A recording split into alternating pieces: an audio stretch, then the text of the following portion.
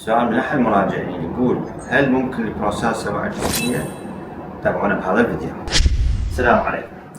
قبل ما تبدأ البروستات ومشاكلها ممكن تستجيب للعلاج، يعني يفتح تدفق مع الإدرار، المثانة تقوم تفرغ تقريبا معظم الإدرار، بس ويا الوقت تقوم البروستات تتضخم بعد ما تستجيب للعلاج، فشي يصير كمية الإدرار يصير بالمثانة وتفريغ يصير كلش قليل. فمثلا الإنسان يتبول، خلينا نقول مثلا حجمها 500 سي سي، يتبول يطلع 100 سي سي يبقى 400، ويا الوقت يبدأ يتجمع أكثر وأكثر وأكثر. هذا الشيء يصير ضغط على الكليات، فيسوي توسع بالحالب والكلية.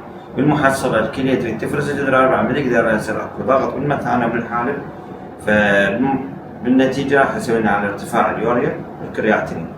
بهاي الحالات جاء المريض البارحة خطية حتى صعد اليوريا والكرياتين واصل قريب يعني الغسل، بس الحمد لله نحن حطيناه صندة إدرار فترة قليلة، نزلت اليوريا نزلت الكرياتين، فرغت المثانة مالته، وراها بعد بهاي الحالات العملية شيء شبه مؤكد أما نتخلص منها. لما البروستات بعد ما تستجيب للعلاج يعني لازم العملية بهاي الحالة. فلما عندك هيك أعراض يعني لازم مراجعة. أخيرا أتمنى الصحة والعافية للجميع.